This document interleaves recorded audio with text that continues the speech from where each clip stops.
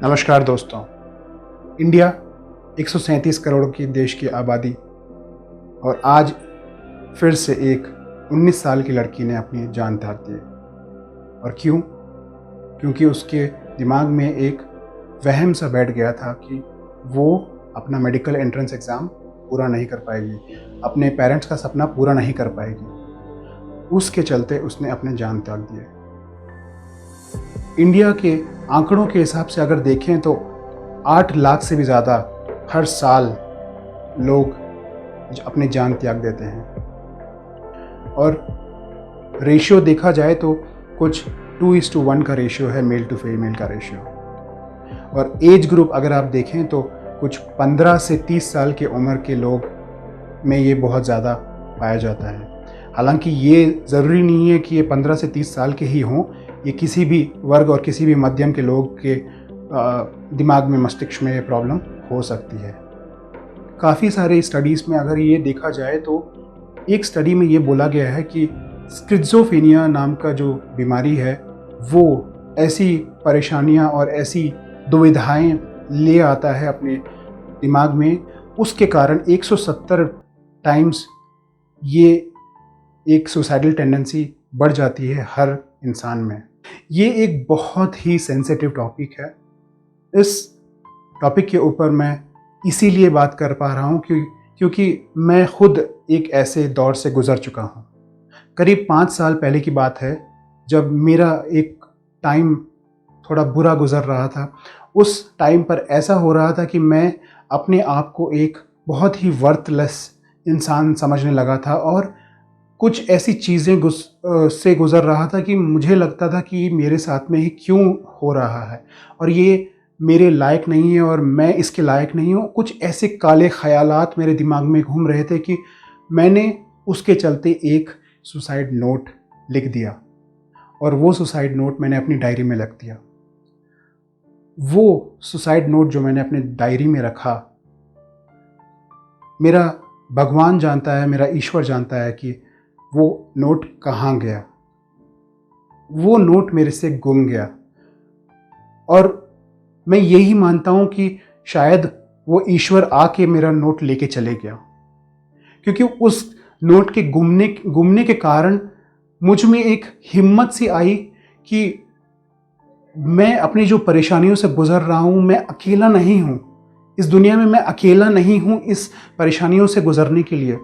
मेरे साथ में मेरे फैमिली है, मेरी वाइफ प्रेग्नेंट है और मेरे आने वाला बच्चे का कल मेरे साथ में जुड़ा हुआ है। अगर मैं अपने आप को ख़त्म कर दूं तो मैं क्या रह गया,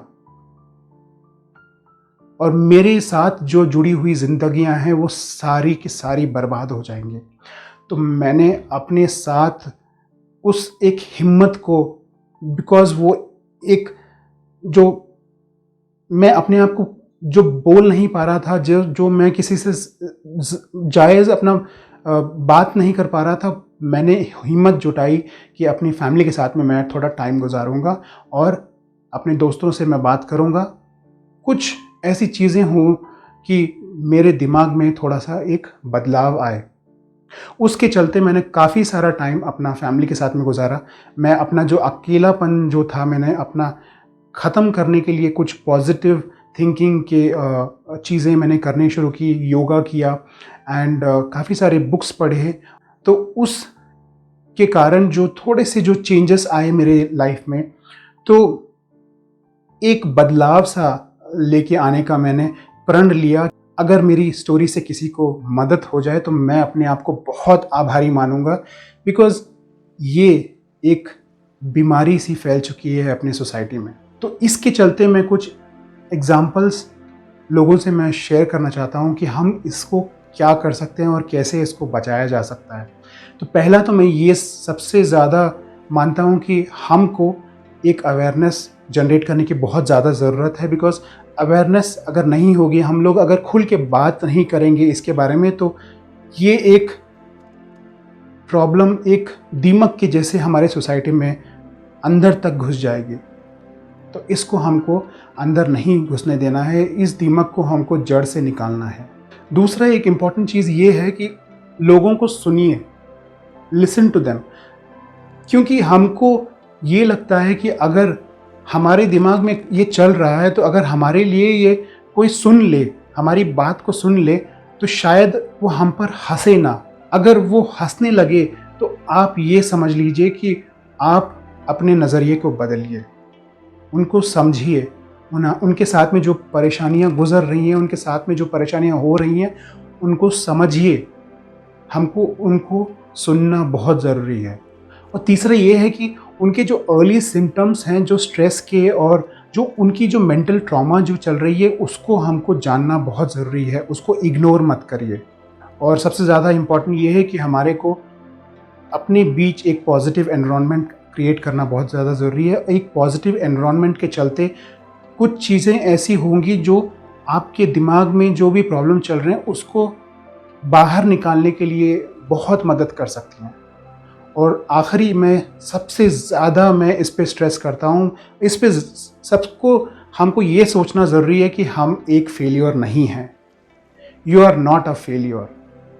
लाइफ में हमको काफ़ी सारी परेशानियाँ आती हैं। एक ये उपाय नहीं है कि हम अपनी ज़िंदगी ख़त्म कर दें। हम एक फेलियर नहीं हैं, ये हमको बताना और समझाना बहुत ज़रूरी है। ये हो सकता है कि बच्चे जो पढ़ाई कर रहे हैं वो समझते हैं कि हमको अपनी ज़िंदगी ख़त्म करने से हमारा परेशानी ख़त्म हो जाएगा, परंतु हमको पेरेंट्स को और बच्चों को ये समझाना बहुत ज़रूरी है कि आप एक फेलियर नहीं हैं। पेरेंट्स अपने बच्चों से बात करें, ओपन अप होएं एंड उनके जो परेशानियां हैं उनकी परेशानियों को समझें और उनके साथ में काम करिए। तो ये कुछ चीज़ें थी मैं आज अपने माध्यम से मैं शेयर करना चाहता था।